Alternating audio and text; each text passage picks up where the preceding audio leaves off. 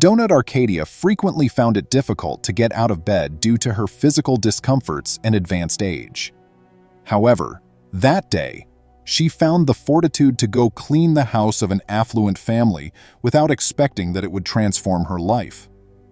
Arcadia was a simple young woman who had started working as a child. She felt overwhelmed when she found out who owned it. Lucretia, her mother, became bedridden due to arthritis she had developed from ironing clothing for strangers. Welcome to USA Stories channel. Do not forget to subscribe and activate the bell button to receive all new updates. Now let's go to the story. In order to provide for her mother and younger sister, the young girl had to leave home and go to work. There were days that were harder than others. The girl went to neighboring houses to run errands, watered gardens, and even cleaned some houses in order to provide sustenance. Due to these duties, she couldn't complete her education, but she always assured that her sister continued in school. She informed her sister that it was vital to study to go ahead. That life of suffering created Arcadia a girl of strong character who did not allow herself to be beaten by misfortune, and she dreamt of one day leaving poverty. Because her daughter had to provide for her at such a young age, her mother suffered greatly. However, her mother's suffering was so severe that there were days when she was unable to even sit up in bed. The woman had accepted her unfortunate fate and didn't have a doctor to treat her since they couldn't afford one. Arcadia's sister Matilda was working extremely hard in her studies. Arcadia was recruited on a permanent basis by a well-known military family when she reached 14. She was given the task of cleaning the entire estate. She was fondly and kindly treated by the lady of the house. She gave her some groceries to take home, paid her a reasonable wage, and treated her nicely. Upon discovering her mother's medical condition, the woman requested that her husband take Arcadia's mother to the doctor. The general granted his wife's request because he was a kind man. The mother of Arcadia was sent to the capital city the next week to obtain medical attention at the military hospital, where she was given the necessary medication. Her condition did not get better, but it was still incurable. Since Arcadia was so good at her profession, the woman urged her to go back to school, telling her that it's never too late to study, after she had been there for 2 years. Arcadia thus signed up for a Saturday Accelerated Elementary module. She finished that cycle in less than a year and started high school. Arcadia put in extra effort to pay for her sister's college education while she was still in high school. After a number of years, the general's home bell rang one morning.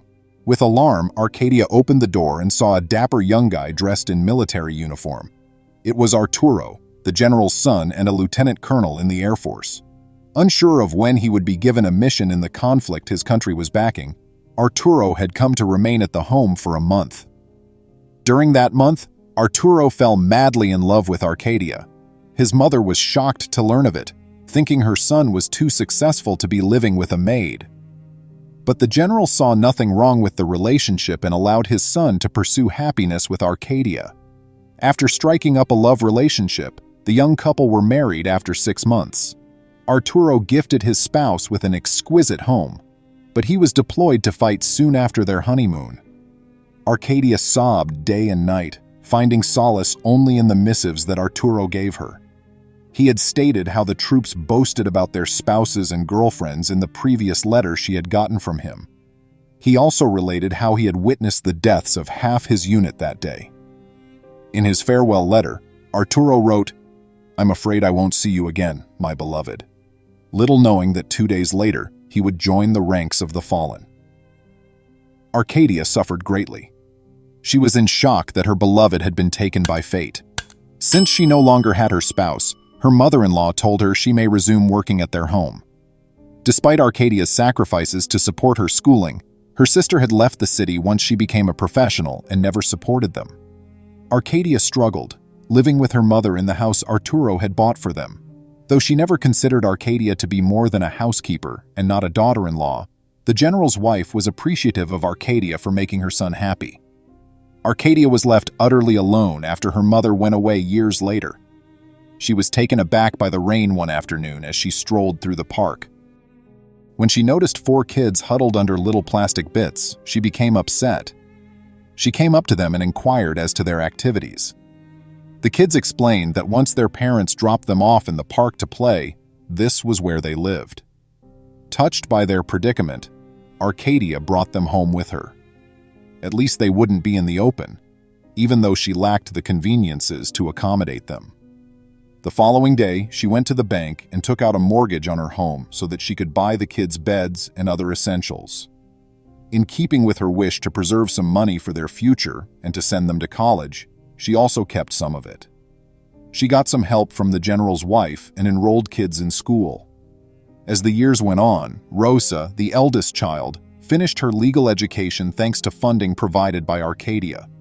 But Rosa ultimately departed the city with her siblings, causing Arcadia to experience heartbreak all over again. Her misery was compounded by the fact that the general had died months previously, leaving Arcadia jobless and their house closed. Her former mother-in-law had passed away. Arcadia, who was already quite elderly, found that loneliness to be excruciating. To be able to eat and keep up with her house payment, she did modest sewing tasks in addition to washing and ironing clothes for other people.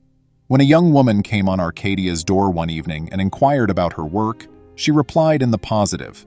The following day, the girl hired her to clean her house. When Arcadia got to work on time, she noticed how spotless the house was. She was welcomed and invited to breakfast by the young woman who had come to hire her. Then she informed Arcadia that she needed to look nice since there was someone ready to apply her makeup because she would be hosting extremely important guests. Arcadia's attire were also modified by her. When Arcadia emerged from the room after hearing some noises, she was shocked to discover a moving truck unloading everything. She was shocked to learn that they were her possessions. Her children, whom she had reared with unwavering love and who were now grown men and women in the workforce, seemed to tell her that they had purchased the house so she could live comfortably when she inquired about what was happening. They'd also paid off the mortgage on her other house and promised to take care of everything, so she wouldn't ever need to work again. Arcadia was most happy to be with her children again, even with their financial support. As a result, Arcadia enjoyed the benefits of her generosity toward the kids she had encountered on the street. This concludes the story for today, friends. We sincerely hope you found it enjoyable. As always, we would appreciate it if you could like us, comment, and share this story on social media. Thank you for watching, and see you next time. Would you kindly like and post the video to social media? As soon as we can, we'll return with additional stuff. Please remember to subscribe to our channel, give us a thumbs up, and turn on the notification bell so you won't miss any of our videos. If you enjoyed the tale, the next video that plays on your screen will probably move you too.